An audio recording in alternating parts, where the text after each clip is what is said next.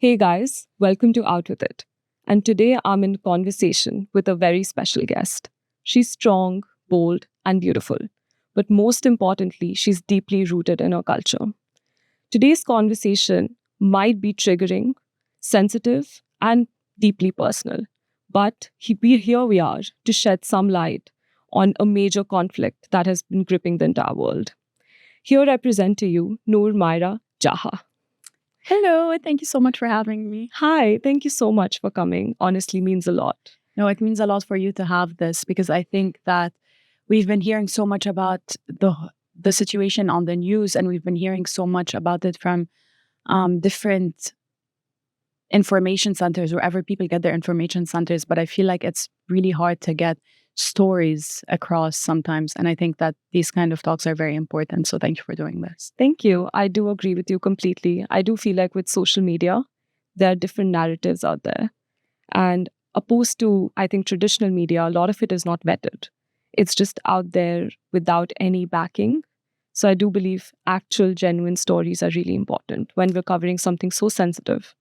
I agree. Although I would say also that general media can also be even more dangerous than social media, because general media always, if I wouldn't say always, but most of the time has a certain goal in mind that they want to feed the person reading, or they have specific funders or specific sponsors that expect the media site to portray the story from a certain angle. So that might also be sometimes even more dangerous. Totally agreed. Totally agreed. I think especially in this day and age, it's really tough to know, is all of this a political agenda, or is this really what's true? The battle between the two. But before we get into more conversation about this, I want to talk about you. How has it been this school year? Oh, it's been tough, like I'm Lebanese, right? But at the same time, my grandmother is Palestinian, and my grandmother had like a very strong influence on my upbringing. So the Palestinian part in me lives very strongly. And I think that it has been like nonstop for the past year, since last October 7, when the genocide started, until, well, Monday, 1 year, which is very crazy to say. But at the same time, like with the memory of the 1 year of genocide that's been happening in Gaza, we have the invasion of Lebanon, which is where I grew up. Exactly. So it's been interesting, to say the least. Maybe interesting is not the right word, but I think a lot of us, like a lot of people who are from the region and who have been so involved in, like, if not physically, emotionally, it's hard to put certain feelings into words. Of course. I completely agree. It's like, your loved ones are back there, and it's a very tough spot to be in. Right. And it's like, I don't know how to explain it to the rest of the world, but that part of the world, we take not just our loved ones, of course, our loved ones, more than anything, but also our land, where we're from, where we were raised, our people. We come from a society, I think you in India also, it's very similar, where community means everything. It does. The people around you had some sort of ingrained on you, whether they were directly a part of your life or not directly part of your life.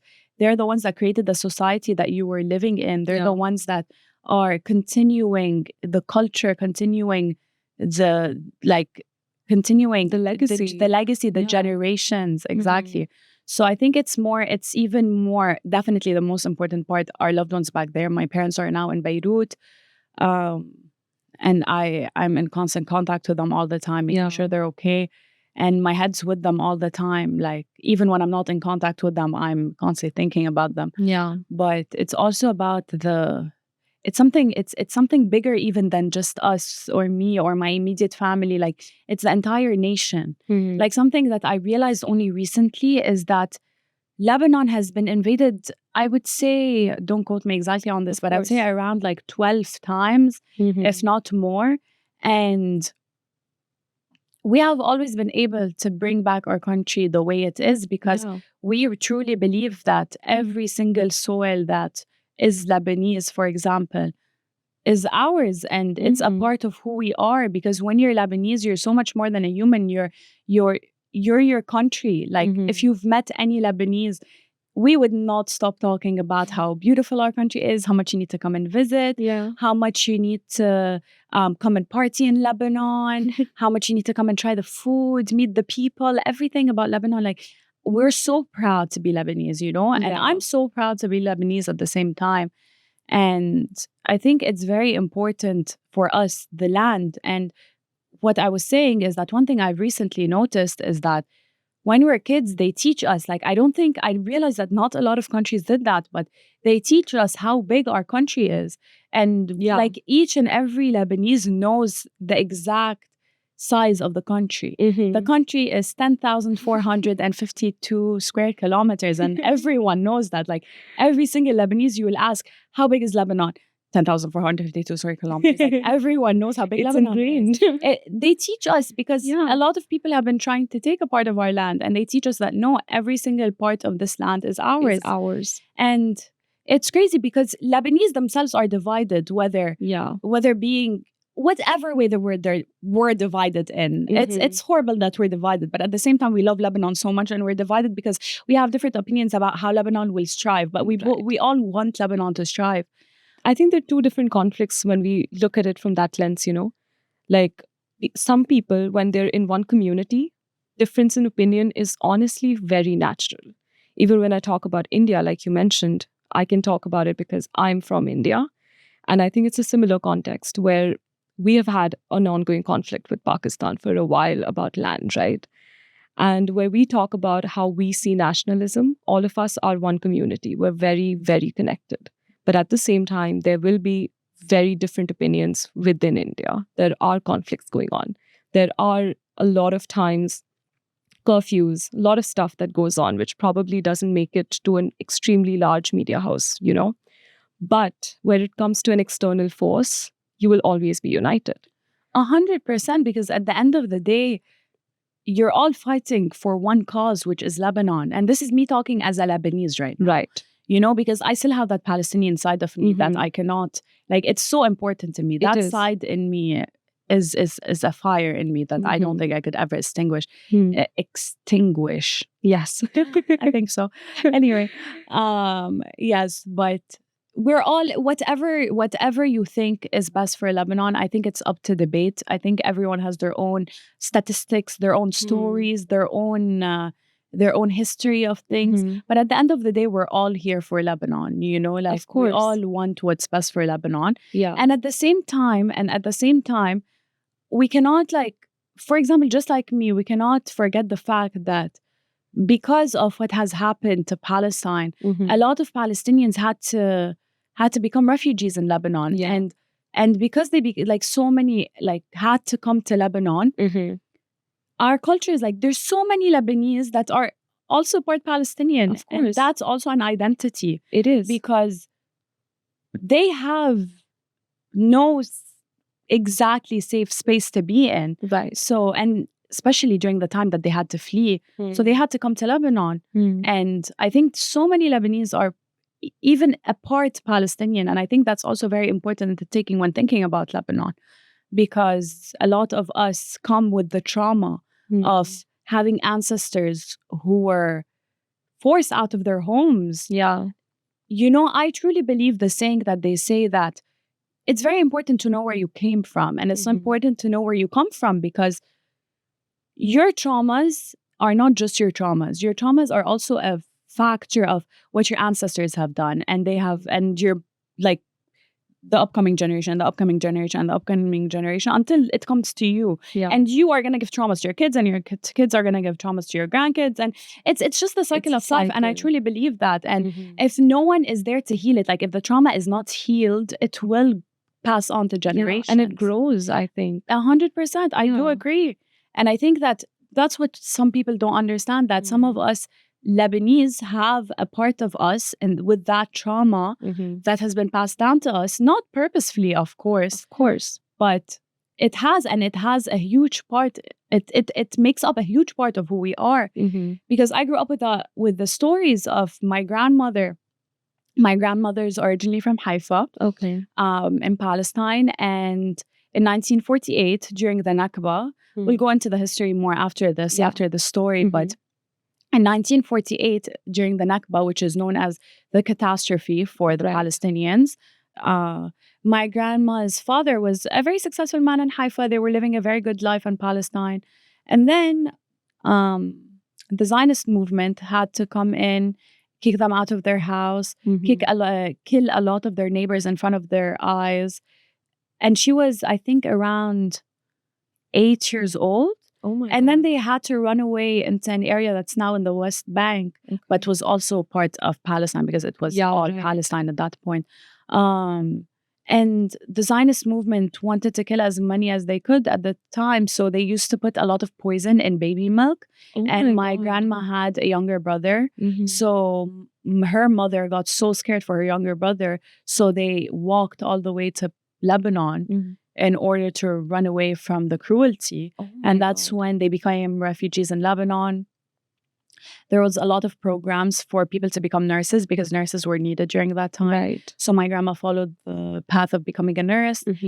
And that's where she met my grandfather, who was a doctor in the hospital in AB. MC, which was AUH. American Your grandmother is a strong woman. She is the strongest woman I have ever met in my entire life. That's where you get a lot of you from. I really appreciate you saying that because my grandmother passed away when I was in like 3rd grade. But I remember that was the only time that I truly, even though I was just in 3rd grade, that was the only time I can truly remember feeling broken. Because my grandma was someone who's so important to me. And it's so important for you to say that to me. Thank you. Because I truly believe that she's always looking down on me. It is. Yeah. And some things are genetic. Comes down. I hope so. Yeah. She was gorgeous. Yes. So are you. Oh, you're so sweet. Of course. Yeah. So if we want to go back into the history of how the Nakba even happened. Yeah. Like, I think, I'm sorry for cutting you off, but I do feel like most people our generation, and I wouldn't even keep it to our generation, everyone around the world who are not actively part of the conflict or have been associated with it, have different narratives thrown at them. They follow everyday events that's going on, the catastrophes, the genocide, everything. But I feel like most of them don't know why this is happening or where this is rooted from, the history of it. So if you were to really explain it to somebody who has no idea about the history, how would you explain it to them? Yes, definitely. I think it's very fair because there's so many different narratives that come out nowadays. And I think if I wasn't from the region, I would be even more confused. Yeah. So it makes complete sense. So I actually took a class about this specific topic. It was called the Israeli-Palestinian conflict, which they stopped giving, unfortunately, at our university post October 7th. Yes. But they teach you like the facts, because sometimes you need to look at the facts. You need to look at 1, 2, 3, 4 happened. Exactly. So if we're looking at the facts, it's important to note that there's 2 parts of this story. So first of all, the part that we need to also focus on that a lot of people seem to forget when they're talking about this conflict is the Jewish question that was happening in Europe during that time. Right. There was so much anti-Semitism. Yes. A lot of people who were practicing Judaism, or a lot of the Jews also were like very pushed to the sidelines, were not really accepted in society. And that's complete racism and that's complete anti-Semitism in Europe. And they didn't feel comfortable living there, and they didn't feel comfortable, they didn't feel like they were given the same respect or the same dignity as white Europeans who were non-Jews during that time. Right. So it's very important to note that anti-Semitism was a very big thing in Europe, and still is to some extent. In our days now, we have come so far ahead in our society now against racism towards everyone. But there's so many instances where that's not really the truth. It's not. There's some pockets in this world where I think these things, sadly to say, would probably never leave. Exactly. Yeah. And so what happened back then was that anti-Semitism was spreading in Europe, and there was a lot of killing against innocent Jews who who, just because they're Jewish, basically just anti-Semitism. Right. And there's this Austrian journalist. His name was Theodor Herzl. He's known to be the founder of modern-day Zionism. Okay. He started the movement of Zionism as finding a land for the Jews, because he believed that Jewish people couldn't live safely in Europe during that time, which was very reasonable considering the anti-Semitism and racism that was going on there. And he wanted what's best for his people, which is completely understandable. Then during that time, you need to think about it that Britain, like the UK, they led the world the same way in a way America leads the world now. Yeah. So Britain had the upper hand in deciding what's going to happen, in talking with the Zionist movement and figuring out how they wanted to do what they wanted to do to find a safe place for the Jewish people. And Britain had so many colonies back then and had so much territory back then. So they gave them a few options. They gave the Zionist movement a few options, some in Latin America, some in Africa, and also Palestine. They gave them, because Palestine back then was also a mandate, was under the British mandate. Yeah. We will talk about this side as well. So they sat down and they started talking with the Zionist movement, the British leaders. They started talking with the Zionist movement and they decided that we're going to give you a piece of land for the safety of Jewish people, 100%. But when we're thinking about this, it's important to note that I don't want to make the judgment, but of course, it's important for people to think about it this way. Is this anti-Semitic itself? Because why couldn't Jewish people live safely inside of Europe? That's what I was going to say. Why do we need to create an area that's just for a specific type of people? Why can't every single area on earth be safe for these people? Yeah. They're people just like everyone else, and they believe in what they believe, and just like every religion believes in what they believe in. Yeah, it's like glorified segregation. Exactly. So why instead of the Europeans trying to quote unquote find a solution, why couldn't they just go through a time where they were teaching people about the importance of integrating the Jewish people who are originally from these lands, who are originally from their own countries? Like, Polish Jews were Polish Jews. They were Polish just as much as any other Polish person. Russian Jews were Russian Jews just as much as any other Russian person. Yeah. And so on, and Austrian Jews were Austrian. French Jews were French. Just they were a part of this country and this land as much as any other person. So why did they need to segregate them? So we need to think about it. Each one can come up with their own explanation of it. But is that anti-Semitism itself? Why couldn't they be safe and free to go wherever they want to and not need to be scared from racism? Right. And however, I do think the flip side of this entire argument stems from the idea of feeling like home, because I believe that if I did not come from India and if I lived in a different country, yes, I still have the thing to say that, oh, I'm ethnically Indian. This is my country. This is where I'm from. But these people were ethnically from these countries. They were ethnically from that country, but I feel after everything that went against them, there comes a point where, yes, this anti-Semitic? Maybe. But there comes a point where you feel the need for that community to be together in one land, for it to be known yours. 100%, but does that come on the killing of other people and killing of other people? That's the question. Land? That's the question that we need to ask ourselves. This takes us to the other part of the story. Now, the Arab question. So what was happening in that area? So in that area, the Ottoman Empire covered the entire region. Yeah. They had control over the entire region, Lebanon, Palestine, Syria, etc. And then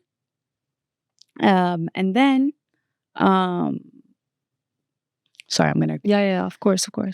Yes, and then that takes us to our other question now. The other question is the Arab question. What was going on in that part of the world? So during that time, the Ottoman Empire had complete rule over the entire region. And then after World War I, when the Ottoman Empire stopped being as powerful as it is, and they lost a lot of their land in our area, France, because they were the allies, France and Britain during World War I, and they won the World War. So they divided the region amongst themselves. So France took Lebanon and Syria as a colony, and Britain took Palestine, Iraq, and Jordan as colonies as well. Well, more of Jordan and Iraq as colonies, and Palestine became like a mandate system, more or less.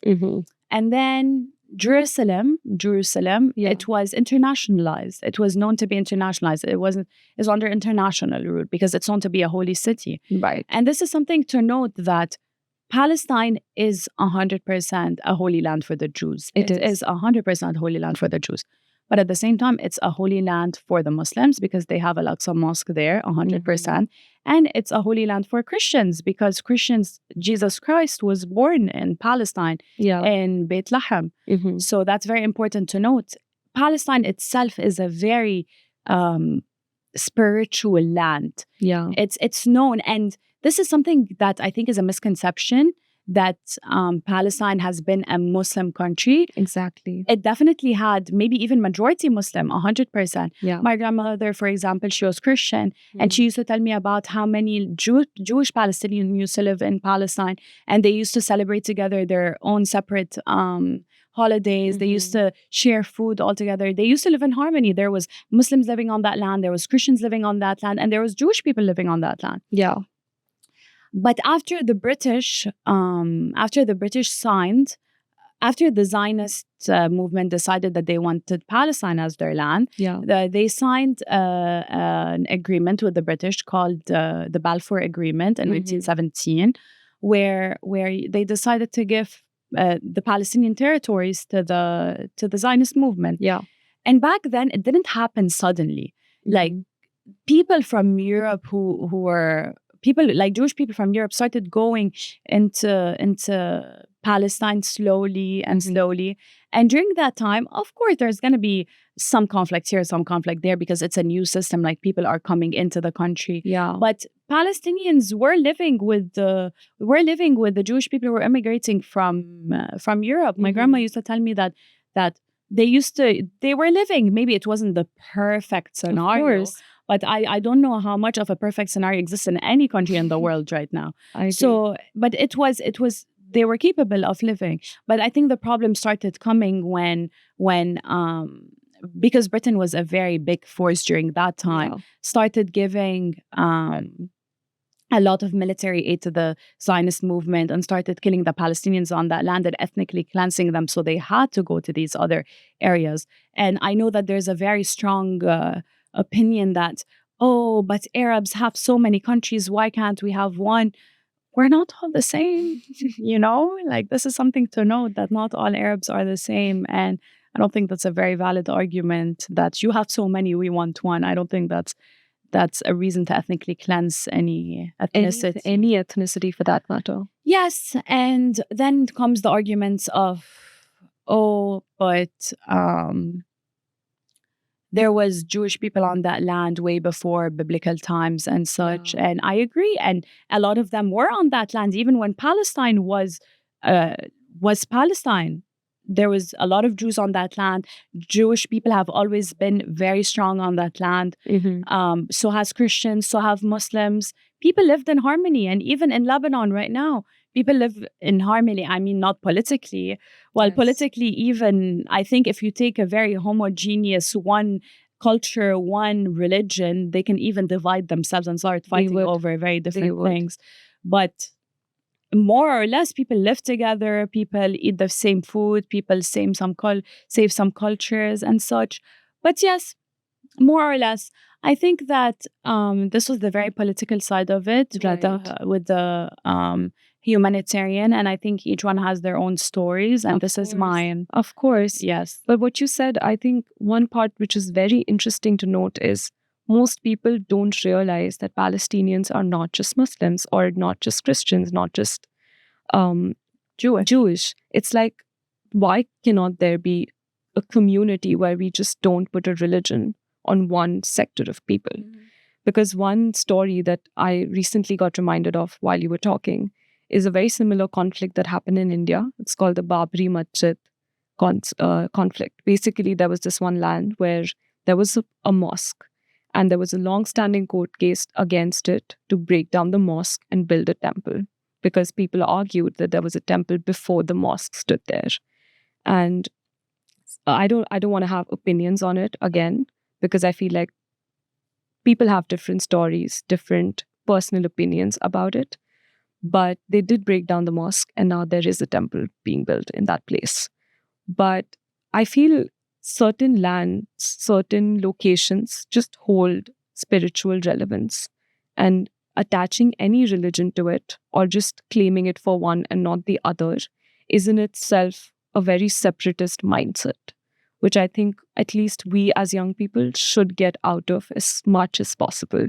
Maybe have more conversations, maybe try to move a little away from that. 100%. And the thing is what has happened in the past is a part of the past, and it has happened, and one cannot go back and change the course of history. Yes. I think what's important is happening now. How can we maintain peace for everyone? And I do mean everyone, because everyone deserves a safe place to live in, and everyone we deserve peace also. Well, I'm going to shift the conversation a little bit more towards your cultural background. You founded the first club at USC for belly dancing. And honestly, I love that. Like, I really feel that at least when we're at university, having your own cultural expression in a way genuinely feels like home, in a way, and gets you closer to not just you being international, but also building a community while you're here. So how was that experience?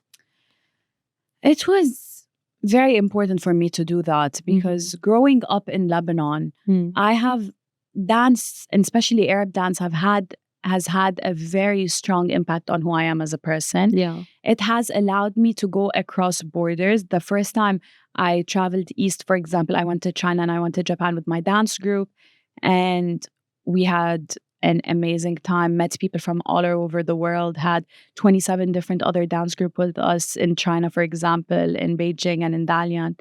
And it was a life-changing experience, because because in the Middle East, you tend to not learn too much about the East. You tend to learn more about the West. Yeah. So I think that made me who I am. I saw that the world was so much bigger than one part of the world. I realized that there's more than this one part of the world, which has opened me up to become who I am. And I think that my love for dance, and specifically Arab dance, instead of confining me, has opened me up to the world. And I'm so grateful for that.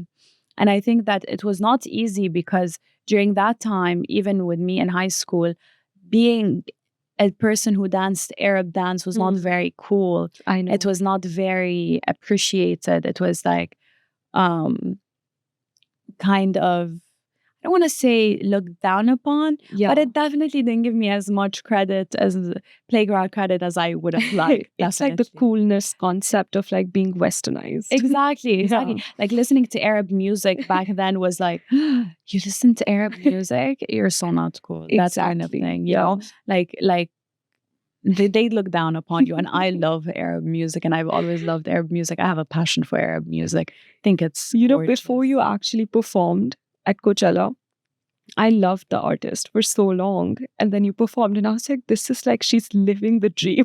This is amazing. I think I am so thankful, because before coming to USC and before coming to America, I definitely told myself that I don't want this part of me to die. Like, dance has a huge part of is a huge part of who I am, and music is a huge part of who I am, and art is a huge part of who I am. And I think it's what keeps me alive, because I love politics, unfortunately, but that can be kind of a headache. So I tend to shift to my other side sometimes, because I need a way out. But I told myself that I'm not going to give up on dance.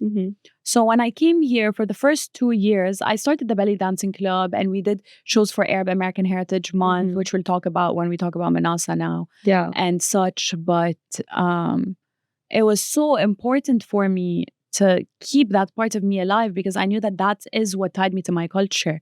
Because sometimes when you talk about the Middle East, and when you talk about the Arab world, there's so much negative connotation, which I have decided, and I have convinced myself that I'm going to be such a big representative for Arab art, Arab dance, Arab music, because I think given from what South Korea has been able to do with K-pop and K-dramas.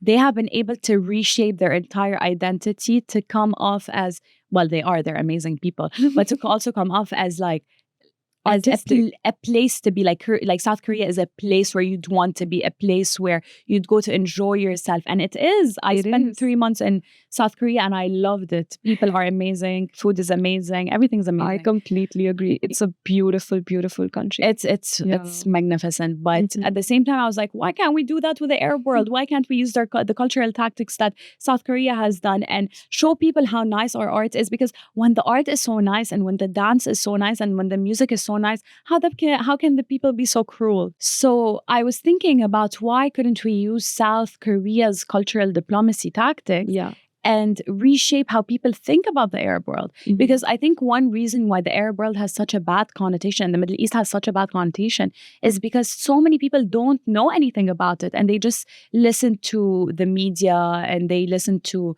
the bad things that are happening. But unfortunately, I wish it was not the case, but bad things are happening everywhere in the world, especially these days. And it's heartbreaking because we're developing and we're becoming more advance as a human race, but at the same time I feel like there's so much negativity. Yes. But I think that people don't look at the good things that come out of the Middle East and the nice things that come up out of Arab countries. And I made it my life mission to shed light on the music and the art and dance, because I think that's universal. It is. Like, this is, I think, one of the most universal things ever. Because you can try someone's food. Some people might love it. Some people might not love it. And I think it's the same with music. But when a song makes you dance, a song makes you dance. I agree. No matter what language it is, no matter who's singing it, if it makes you dance, you get up and you dance. I completely agree. Yes. So this is why I pushed myself to become who I wanted to be here. Yeah. I actually really, when I first heard Eliana's songs and I heard how she's an upcoming Palestinian Chilean artist, and how she promotes our culture and promotes Palestine in her journey, I knew that I wanted to be a part of this. I knew that I had to be a part of this. Like, you know, when you sometimes feel this fire in your heart, you need to be a part of this. I knew that that was a part of my journey that I had to follow. Yeah. So she was singing at Coachella in 2023. Okay. She was the first artist to sing an entire Arabic set at Coachella. Oh. So I had to go. Right. And me and my best friend's called Rina. She's Chinese. She supports me so much. I love her and I support her so much too. I'm so proud of her. But I told her, we need to be there. We need to be there super early. I want to stand front row. I need her to notice me. I don't know how.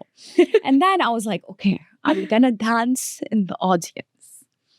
And then after saying that I wanted to dance in the audience, I was like, I need to make her notice me. I don't know how.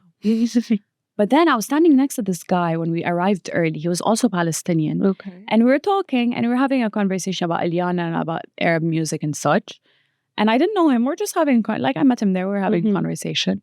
And then he looks at me. He's like, oh my God, that's Eliana's mom. And then I look over and I see Eliana's mom, Eliana's sister, Eliana's friends. Like, they're all in the crowd. Wow. And I was like, okay, Nour, flip your American brain to your Arab brain. Like, you need to flip. I was like, the best way to do something is by getting in, like, through love and through support, and not just through a job mindset. You need to go in from a heart mindset. And that's what I decided that I want to do. So I started getting so excited about everything, and I decided that I wanted to talk to her after the show. And I enjoyed the show so much, danced so much, sang so much. After the show, we went up to Eliana's mom. We took a picture with Eliana's mom. And I was like, Auntie, can I talk to you on this side?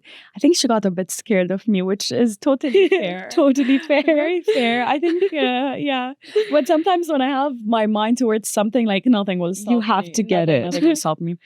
So I talked to her mom and I was like, I'm Lebanese Palestinian and I'm a dancer, and I have been dancing my entire life. I danced with Mr. Fahad Abdullah in Beirut, Lebanon, who was the dance leader of Fairuz. And Fairuz is like, you know how Frank Sinatra is like an icon to New York. Fairuz is like an icon to Lebanon. And I would arguably say to the entire Arab region. But So I told her about my experience and she got so excited, and that got me even more excited. And she told me, okay, come, I'm going to take you backstage and meet Eliana. And then we were going backstage, and then the security guard stops me because I didn't have a backstage pass. Right. And then she's like, but I'm her mom, but he didn't let me in. So then her mom took my number and we took a picture together so she remembers and such. And I walked away. And then me and my friend Rina were walking away, and then I look over my shoulder and I see all of her friends, all of Eliana's friends going into backstage as a big group. So I sprinted and I stood in between them and I snuck in backstage. Oh my God. And then I went to her mom and I was like, hey, I'm here. Her mom looked at me. She's like, how'd you get in here? I'm like, that's not the point right now. I don't know. And then she told me, okay, come, let me introduce you to Eliana. But Eliana had just left. So I was like, oh, okay. So she introduced me to her sister, Tali, and Tali is an amazing, amazing fashion designer. She designs like almost all of Eliana's performance clothes. Mm-hmm. And they're very tight siblings. Right. They're very, very close. Mm-hmm. And I met Tali and I really liked Tali's vibe. And they sent me her manager's number and I reached out. I didn't hear anything back. Mm-hmm. And I was like, there is nothing more I could have done. Right. This is the extreme length. More. I was like, if God wanted this for me, it would have. I'm a very strong believer in God. If God wanted this for me, it would have happened. Right. And then 3 months later, 4 months later, go by, nothing. I was like, well, I tried. Mm-hmm. And then 4 months later, at the end of the 4 months, I get a call from Eliana's manager telling me that Eliana is headlining her first show in LA and if I'd like to dance with them and such. And I got so excited. Oh my God. I think that was one of the best days of my life because it's something that I wanted, and I couldn't get. So it was on my nerves and I felt so relieved. That's insane. Yes, and we went and we practiced for a month and we had the amazing show, Eliana's first ever show. And I wanted to continue with them. We had the tour coming up. Yeah. But I take my studies very seriously. I take my degree very seriously because I truly believe that I have a bad knee and I cannot make it very, very long term as a dancer, unfortunately. But you can make it as an IR. So I needed a backup, right. And I don't know, something in my heart told me, focus on what you're doing right now. And I thought that was where my heart was telling me, what my heart was telling me to do and where my heart was taking me. Mm-hmm. So I didn't go on tour with them, unfortunately. Okay. She had to, because the tour was around October 7th last year when the situation first started, and she had to postpone her tour, which she did. And unfortunately, I couldn't follow them on tour, even though they asked me, and I'm very thankful. And I did another music video with her in LA, which I'm also very thankful for because she's an incredible artist. Wow. She's incredible. She's so passionate. She's so hardworking. I look up to Eliana so much. Yeah. And her entire team is amazing. She has a village working with her. And you can tell that each one of them had, I think why they were able to make it as far as they were able to make it is because it's not about them. Yeah. They don't see it about them. They see it's about the culture. It's about representation. It's not about them as people. It's something bigger. Mm-hmm. And I think when you're working towards something bigger, things just work out for you. They do. They really do. Yeah. Things just work out for you. Yeah. So yes, unfortunately, I didn't continue my performance with Eliana until now because I'm graduating soon. Hopefully, when I graduate, I'll be back. But yes, and then I had the honor. So through Eliana, I met this incredible lady. Her name is Joelle. Yeah. She has this Arab dance company in LA. Mm-hmm. And I helped her choreograph a dance for Eliana's show. Oh. So me and her had each other's contacts. Right. And I think it was Saint Laurent's team who reached out to her about also wanting this type of dance for his Coachella set. Right. And she called me and she texted me. She's like, hey Nour, it's Joelle. So we're actually doing a show with Saint Laurent at his Coachella set. Would you like to be a part of it? And then I honestly, when she first sent me that message, I didn't believe it. Obviously, this is so crazy. I was like, this is so far-fetched. I don't even know. She's going to tell me tomorrow, oh, never mind or something. Of course I said yes. I said, of course, yes. I texted within a minute. I was like, of course I'll do it. But in my head, I'm like, it's not gonna happen. Like tomorrow, like someone's gonna call me and be like, hey, he changed his mind or something like that. Like, I don't know what was gonna happen. But we went, we practiced, I met incredible people. Their team also amazing, also doing it for the culture, also doing it for things much bigger than themselves. And their team is also so cool because they're from everywhere. Yes. Like they're from like his artistic director is also Brazilian. No, but that's insane. Like this opportunity just coming to you, and also you being so relentless in Ilyana's pursuit honestly paid off. I truly believe that it's very important to do very crazy things in life because those are the only things that will get you very big results. Yes. I'm a very firm believer in that. Yes.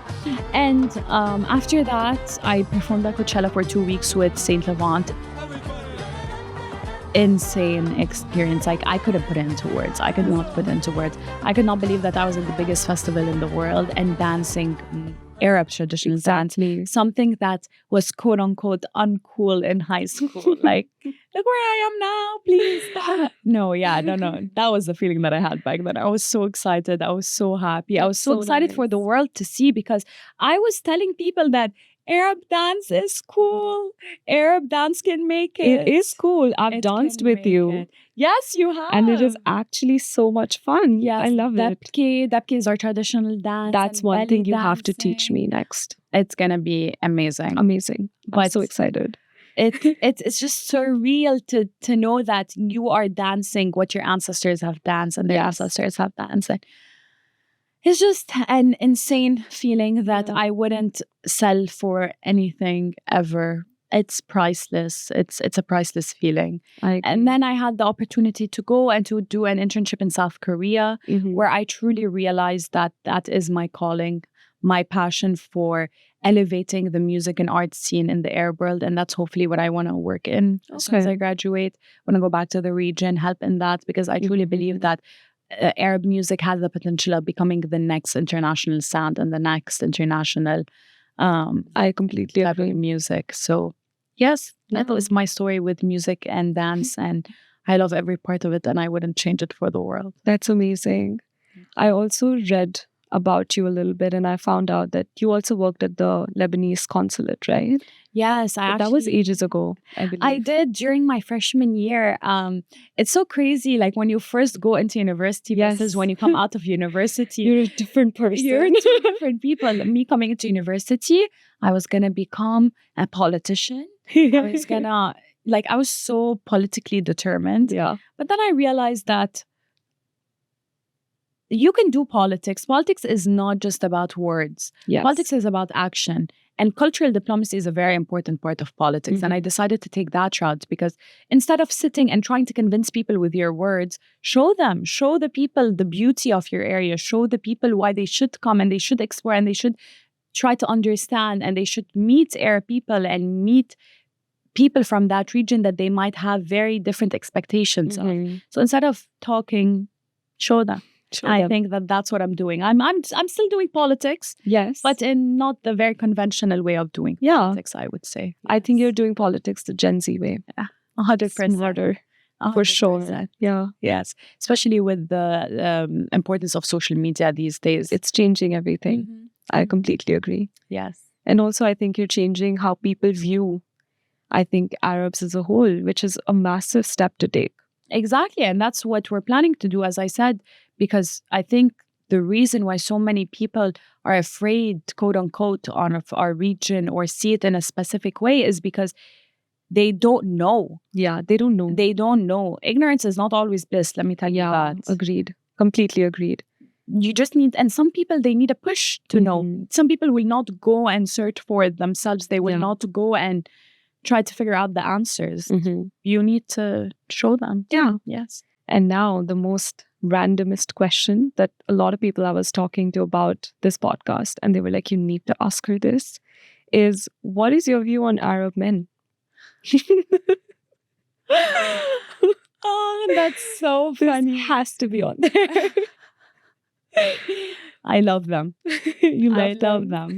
I love Arab men so much. They're crazy. Yeah. But all men are. I've taken to realize that. They might as well be nice if they're crazy. Yes. I think that Arab men are gems. Arab men care so much about family. Well, most of them. Most of them. But it's ingrained in our cultures, like caring so much about family, caring so much about you as a woman. I really respect men who care about providing a safe space for whoever they're around. Let it be another man, let it be a woman, let it be their kids, let it be their mother, their father. The men who want to create a safe space for others. Yeah. And I think that Arab men have this in them, and I appreciate that a lot in them. Do you think I think some cultures view it as, I don't know, they feel like there's some type of misogyny that comes with it, with protection. And I do feel that certain cultures are more conventional than the other. Like, I do believe Indians are more conventional when it comes to dating or when it comes to how they view protecting your partner as. So do you think the same about Arabs? Is there some type of cost for that protection? 100%. I think that's a great question. And that brings me to a subject that I was talking about with my friend, that it's very important to distinguish between us growing as a society and developing as a society and changing in good ways in a society versus changing in ways that might not be the best for society. Yeah. I think that we're not perfect as an Arab culture. I think no culture is 100% perfect. Of course. We're trying to become better. And I think every culture is trying to become better. And every person themselves are trying to become better. Yes. So I do appreciate that 100%. Definitely, still a lot of work to be done in that aspect. But I think that what I like about the Arab world in general is that our women are very strong, and our women are very determined to get to the equality that we deserve in our region. And I think we're getting there at a very good pace. But at the same time, we're keeping our femininity, we're keeping our values. And I think that doesn't need to be what everyone wants, but I think we are able to do that if we want to do that. And I think that that's so important, not just focusing on the men, because men have had their course in history, but now focusing on the women, because Arab women are the strongest women that I have ever seen in my entire life. Just think about, for example, Zaha Hadid, one of the biggest architectural geniuses in the world. And think about so many big names and important names. I personally love Nadine Labaki. She's a Lebanese director. She's such an inspiration of mine. Ilyana herself, an Arab woman, amazing. Ilyana's sister Tali, Arab woman, amazing. For instance. Oh, you're so sweet. But also, like, people in the public eye, of course, are very important. And even many Arab politicians, right now we saw so many Arab women in the Olympics, which was incredible. So Arab women can be whatever they want to be. And I think that this is something that they're coming towards too, and we're working towards. And I think that we are capable of doing it, and we have been doing it. And I think that this is something that it's for women to change our discourse in history. You know, it's for women to change it. And I think that the Arab world has been very supportive of that, and for our growth and for our development. And women are being able to do whatever they want. But even to think even further than that, the strongest Arab women I've met are, for example, the Palestinian mothers in Gaza who are taking care of their kids and who are supporting emotionally entire families while being in the midst of a genocide. I've seen so many mothers who are also psychologists in Gaza who sit and talk to kids to make sure that more or less to help them as much as they can in these tough situations. My mother, all of the mothers in Lebanon also at the same time who either have sons and daughters in their house in Lebanon who they're trying to protect emotionally or physically. And at the same time, mothers who have kids abroad who are trying to pretend to be strong, because us Lebanese expats, we call back home all the time and we constantly ask our parents, how are you? Are you doing okay? And I promise you, most of the time, our parents will never make it seem as if they're not okay. Especially our mothers and our fathers. they will never, ever. They will always keep a strong front. Yes, but you can hear it from their voice. That's what counts. I mean, you always know deep down. You can hear it from their voice. I can tell my parents shift in voice so well, but they stay strong. They stay strong. Arab women, all women are strong. All women. Arab women are very strong. They're built different. Yes. Yes. I think all women have their challenges, and I think we're amazing, and we're gonna make it in life. And yes.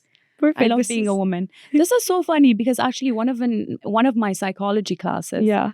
It's so funny that you mentioned that because in one of my psychology classes, this was like 2 weeks ago.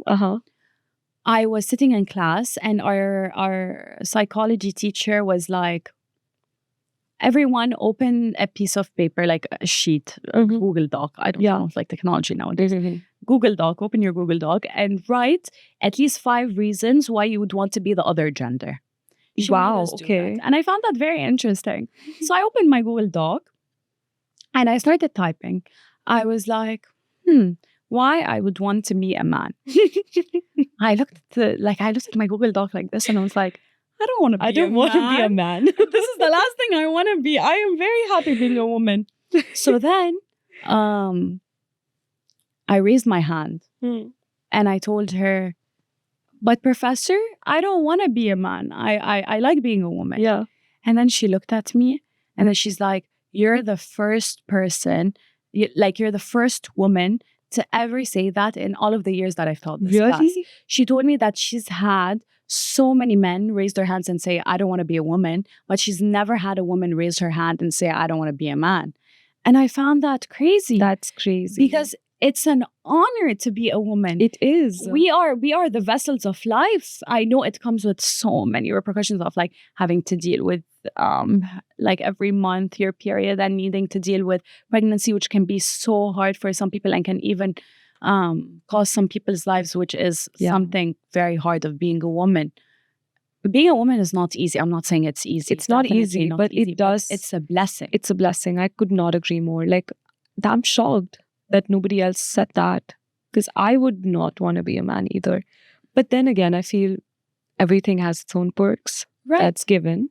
But I'm really grateful to be the way I am. And everyone can choose whatever they want to be or can choose whatever they are comfortable with. But the fact that she told me that I am the first woman who has ever come up to say that I don't want to be a man was crazy to me, because have women forgotten how beautiful it is to be a woman, how lucky we are to be able to wake up every morning and be able to do our hair and I don't, the small things of being a woman. I don't know how to explain it. Like this sounds also so unimportant, but it makes us who we are, you know, like.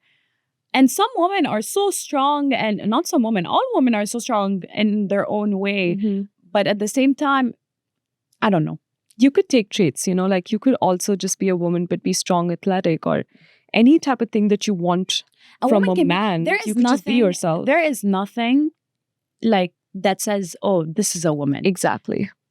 A woman can be whatever she wants to be. And a man can be whatever he wants to be. But I just want to be a woman. Well, same. I just want to completely. Yes, to go back to your first question, I love Arab men. I love my Arab men so much. But at the same time, I love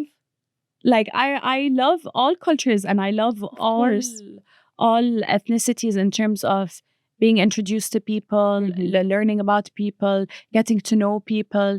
Like, it's so important to me to meet people deeply from many different cultures, because I think that's truly what unites the world, when you understand the small nuances of different cultures and the small nuances of many different people all around the world. So life has been a journey and it's been good. That's good. Yes. Okay, going back to your work with your cultural expression at USC, how has Minasa been? Like, tell me a little bit about Minasa. Yes. And for people who don't know, tell them a little bit more context. Yes.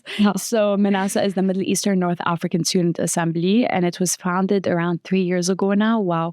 At USC. When I first got into USC, I saw that there was so many different resources for many different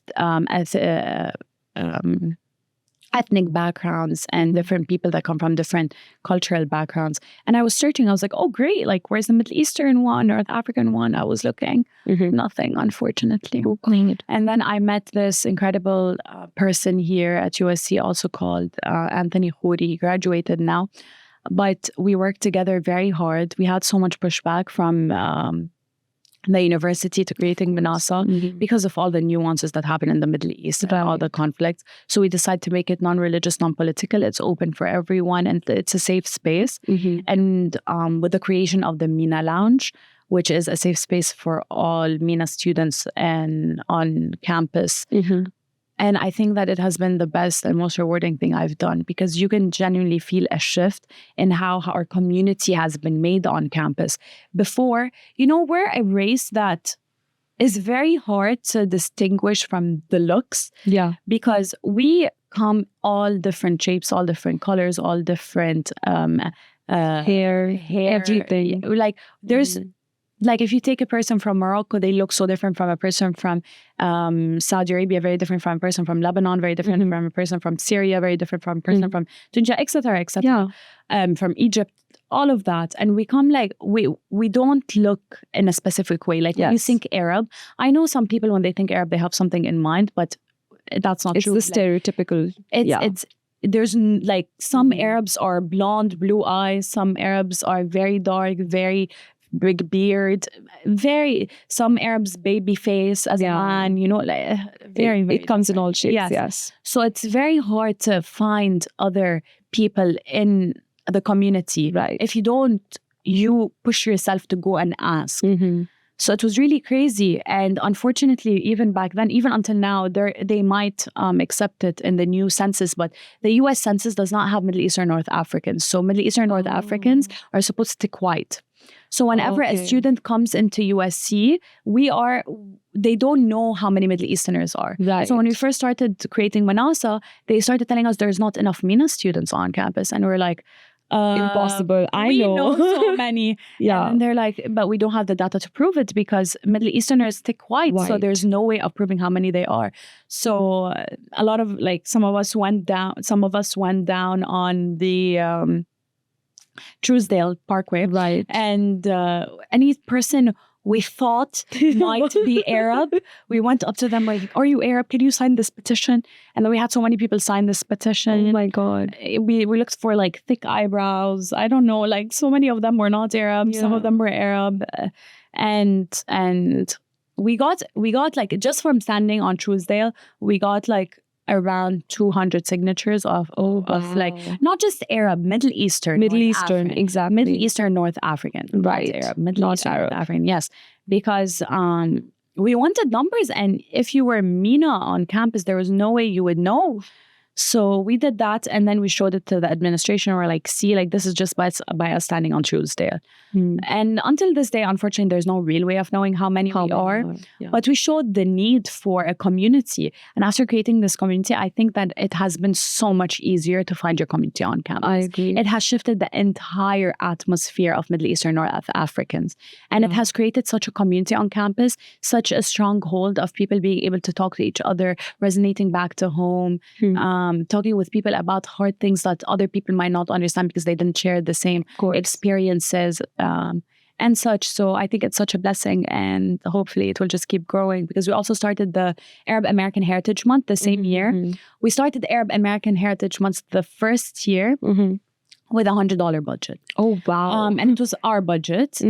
I was the MC. We had one microphone, which was $60, one microphone and one big speaker. It was $60. And then our friend, because we didn't have a budget, she made baklava herself at home. Oh my God. And that was like $40 for the ingredients. So we made baklava at home. We bought a speaker for $60, and that was our event. Wow. We had President Falt come and speak, and we had such a big turnout that the university realized that, okay, we need to promote it. So that year, Manasa was accepted, and we went up from a $5,000 budget to around $30,000. Wow. So yes, the next year. It was all such a blessing. And then they gave us extra money for Arab American Heritage Month.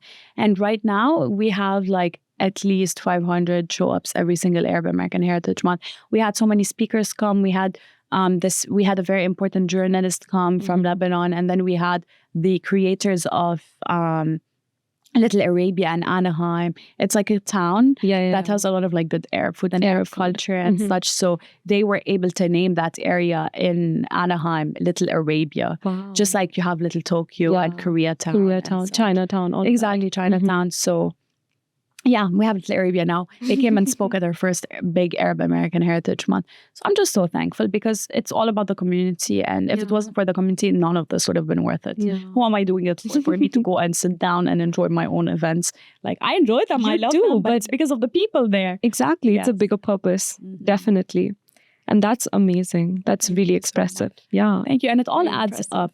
All adds up. The culture is so important. Wherever you go, it's important to realize that you are much more than yourself. You're a part of something. And when you truly realize that you are a part of something, it gives you so much more passion and so much more energy to go forward and not give up. True.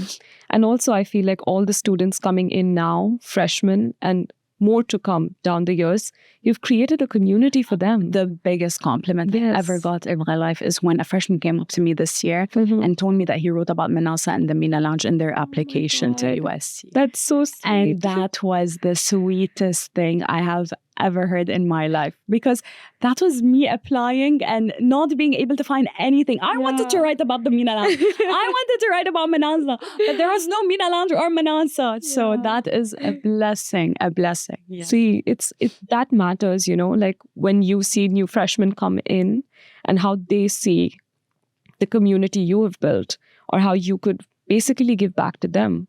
It's amazing. And they're just very thankful. And it's not just me. It's definitely not just me. Of course. It's of course. You're part of it, you know. You're a force. Exactly. Of course. It's amazing. Yeah. So segueing to the last segment, this is called Out With It in 5 seconds. Very simple. I'm going to throw questions at you. Okay. You have to answer in 5 seconds. Okay. They're like rapid fire questions. Okay. I'm getting scared. They're easy. Don't worry. Okay. So the first one is, if you could relive a memory from your life so far again, what's the first memory that pops in your head?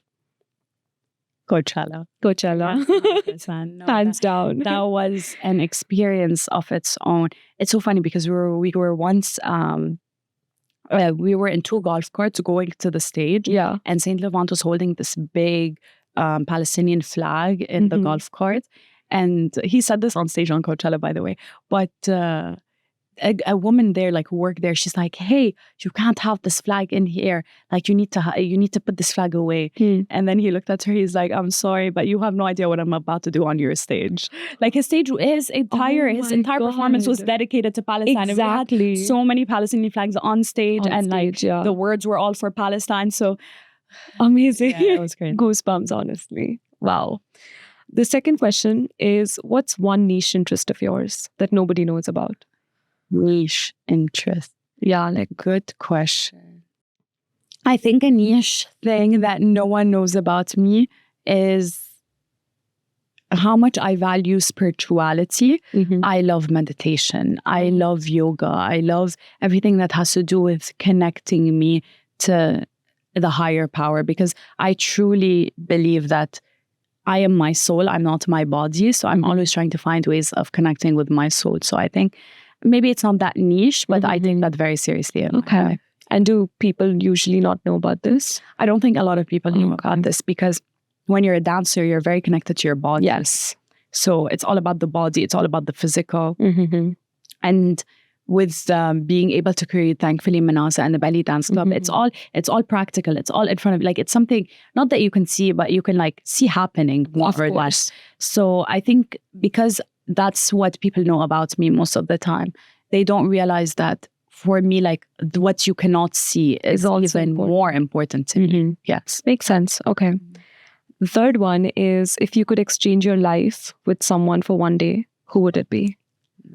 No one? No. That's the perfect answer. I'm still, like, my life, I truly believe, like, it hasn't even started. Like, I don't want to experience anyone else's life before experiencing mine. I want to experience my life first. Right. And if I want to answer that question, it should be someone who's done something like big or been able to contribute in a very significant way. And I feel like I haven't reached that purpose in my life yet. So I want to experience me first before experiencing anyone else. Okay, that's good. So the fourth question is, right after graduating, which country do you want to settle in first? Saudi Arabia. Oh, okay. They're booming in the Middle East right now. Mm-hmm. It's such a good place to be in at this moment because they're truly doing amazing things and I want to be a part of it, hopefully. Lovely. Yes. Okay. And last question. What's one pet peeve of yours? Something that just icks you out? Pet peeve is when a person is not open for new things. Whatever this new thing is. Like, this world is so big for you to just stick to what you know. Yeah. Like, what you don't know is always going to be so much more than what you know. It's like tunnel vision. You don't like tunnel 100%. vision. And not just that, also in a sense that from the small things, from trying new food to meeting people from different cultures, to even bigger things, to going to a country, discovering a new country, and even bigger things to trying something you've never tried before, going out of your comfort zone. So it's all about trying new things, from the small to the big. I think trying new things is a mindset. Right, it is. It's a mindset. It is. I agree. If you're willing to try new things, you're willing to try new things in anything. If you're not, then you're not really willing to try. I completely agree. That makes sense. Yeah, I agree with you completely. But thank you so much for this conversation. Thank you so much for having me. Before I let you go, this is one thing that we've been doing with every guest of ours. We're going to have a digital installation soon. So I want you to write a catchphrase for your journey and sign it off. That's so interesting. How will it look like, the digital installation? It's going to be projected. It's like a surprise thing. So I'll tell you when we finalize it. Sounds good. Right, here it is. You can write it and then show it in the camera.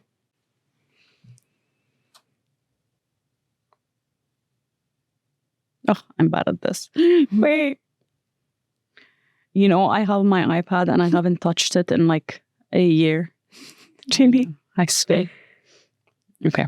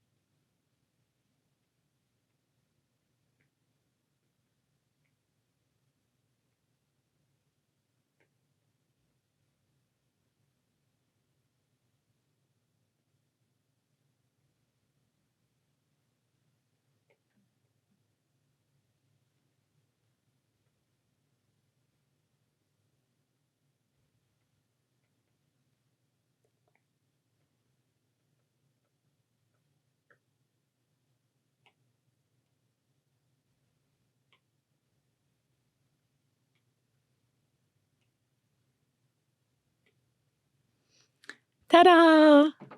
Perfect. Thank you so much. Yes. That's amazing.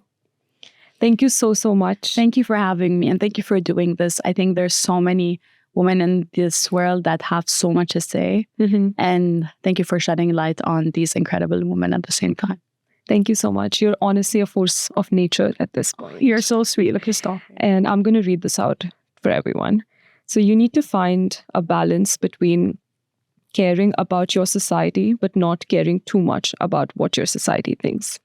I think that sums up who I am. It does. It sums the entire podcast up perfectly. Thank you so much. Of course. Perfect. Okay.